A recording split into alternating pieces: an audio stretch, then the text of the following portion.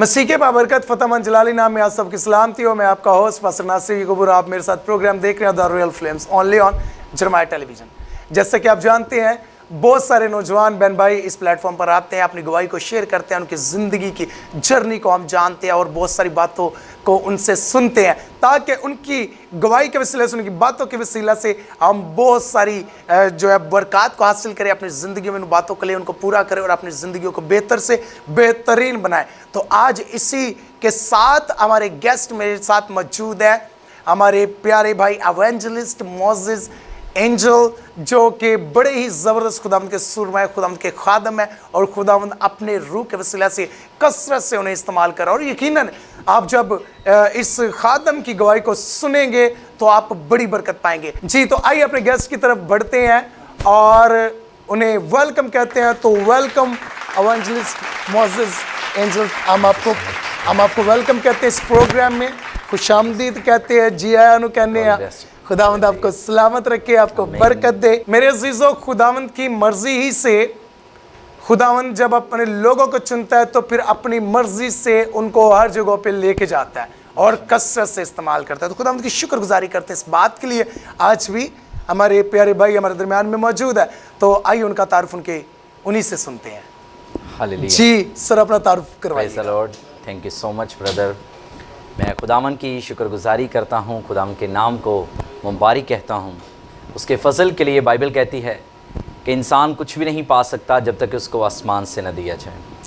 मैं खुदा बाप की शुक्रगुजारी करता हूँ। सबसे पहले मैं जरमाया टीवी के लिए, मैं डॉक्टर मैनुअल ताहिर साहब के लिए, सिस्टर जी के लिए, हमारी स्पेशली भाई के लिए, कि खुदावन के इस फजल के साथ कि इन्होंने मुझे ये मौका दिया ताकि मैं जरमाया टीवी के प्रोग्राम में, रियल फ्लेम में आ सकूं और खुदावन में अपने नौजवान भाइयों को, बहनों को जो हमारी एज के हैं, उनको अपनी गवाही शेयर कर कर उनको बता सकूं कि किस तरह खुदावन ने मेरी ज़िंदगी में काम किया और खुदा मुझे ब्लेस कर रहा है और उनको अब क्या करना चाहिए।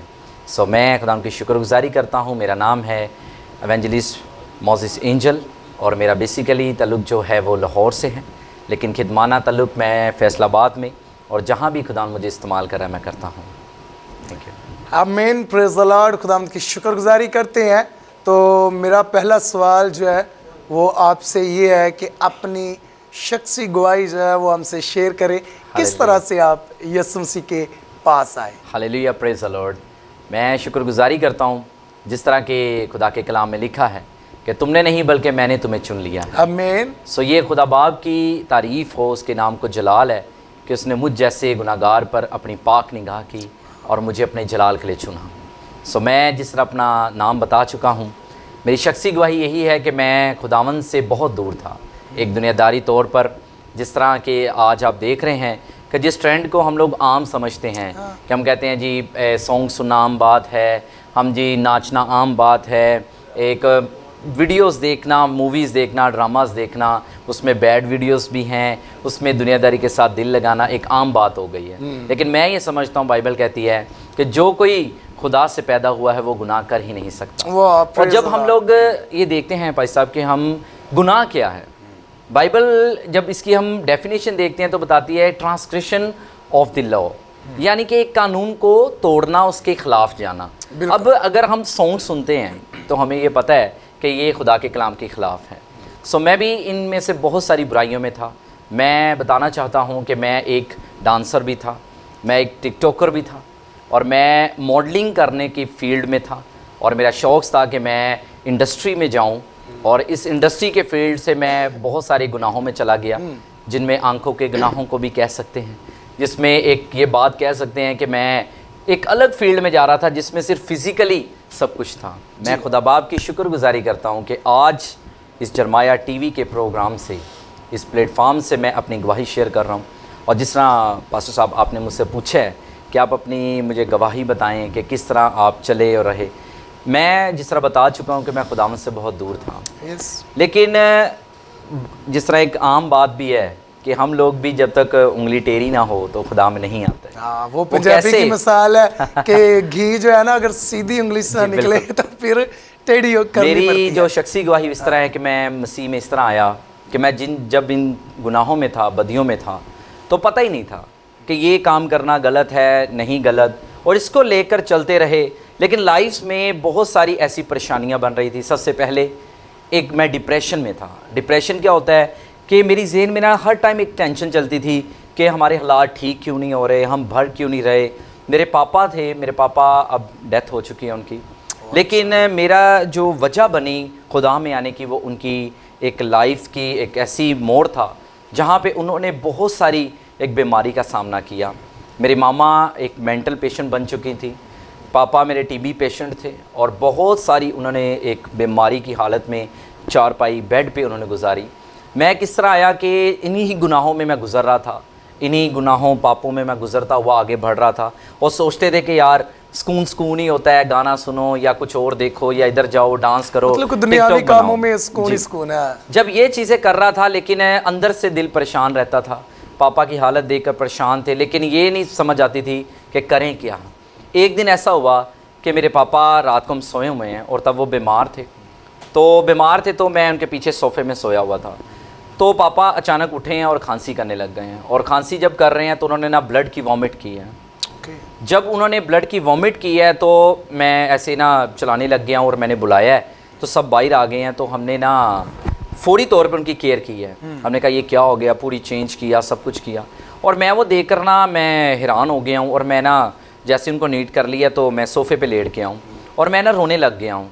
और मैं रो के कह रहा हूँ, खुदावंद ये क्यों है, हमने इतने कौन से पाप किए, आज लोग नशे कर रहे हैं, लोग ये कर रहे हैं, खुदावंद हमने क्या गुनाह ऐसा किया। यानी मैं पूछ रहा हूँ खुदावंद हमने ऐसा क्या किया कि जिसकी वजह से इतनी ज़िल्लत गरीबी छा रही है, बाप बीमार है, मामा पागल है। जिस एज में माँ बाप बच्चों की शादी का सोचते हैं, उन एज में बच्चे माँ बाप को बच्चों की तरह पाल रहे हैं, क्योंकि एक पागलपन होना एक बच्चा बनना है, एक बेड पे एक बाप का मरीज़ होना भी एक उनको केयर करने वाली बात है।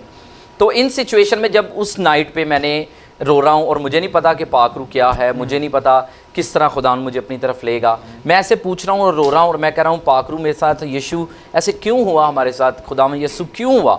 तो एकदम से मेरे अंदर आवाज़ आई, और मुझे नहीं पता था कि होली स्पिरिट ऐसे बात करता है। मुझे ये आया कि तू बच तो तेरा घराना बचेगा। हालेलुया। और जब ये बात आई तो मैं कंफ्यूज था, क्योंकि पता ही नहीं था, जब तक हमने सीखा ही नहीं, हमें पता ही नहीं कि खुदावन किस तरह आपकी ज़िंदगी में काम करता है, पाकरू कैसे बोलता है। तो मैंने इस बात को आगे प्रेयर में रखा, फास्टिंग में रखा। फिर खुदावन ने मुझे ये चीज़ सिखाई। ये चीज़ कैसे सिखाई कि खुदावन ने कहा कि तू इन सारी बदियों गुनाहों से निकल आ, अपना दिल पाक कर ले। क्योंकि तब खुदावन ने मुझ पर एक रेवलेशन, एक कलाम के ज़रिए खोला कि तौबा का मेन मतलब है टू चेंज योर थिंकिंग, यानी अपनी सोच को उन कामों से बदल ले जो कि तू कर रहा है। और मैंने उन दिनों में फिर ऐसा किया, मैंने अपनी सोच को बदला। फिर इस तरह पास्टर जी मेरी लाइफ चेंज हुई कि मैंने लिखा कि ये गुनाह मैं नहीं करूँगा, मैं इस तरह बाज रहूँगा। अगर झूठ था तो मैं लिख लेता था कि आज मैंने झूठ नहीं बोलना। अगर लालच थी तो मैंने कहा लालच नहीं करना। बुरी वीडियोस थी तो मैं कहता था नहीं देखना। और इस तरह खुदावन ने मुझे पाकीज़गी में बढ़ाया।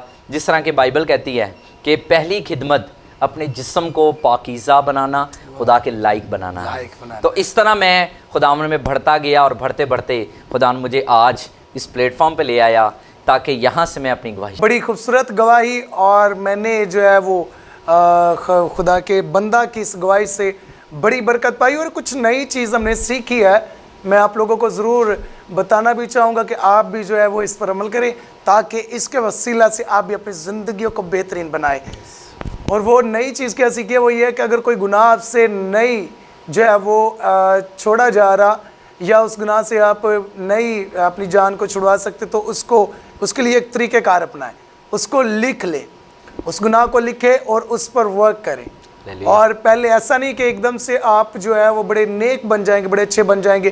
तो सभी गुनाह आपसे एकदम से जो है वो नहीं छूटेंगे। तो आपके लिए अगर मुश्किल हो रहा है तो अपनी बैड हैबिट्स को जो है वो एक एक करके उसको लीव करते जाएं, छोड़ते जाएं, और पाकीज़गी की तरफ बढ़ते जाएं। तो खुदावंद की शुक्रगुजारी करते हैं खुदावंद के बंदा के लिए। बड़ी ही खूबसूरत गवाही, और मैंने बड़ी बरकत पाई। यकीनन मेरे व्यूवर्स जो देख रहे हैं इस प्रोग्राम को, उन्होंने भी बड़ी बरकत पाई होगी। तो अभी वक्त होता है एक छोटे से ब्रेक का। ब्रेक के बाद मिलते हैं। देखते रहिएगा program the royal flames only on जरमाया टीवी।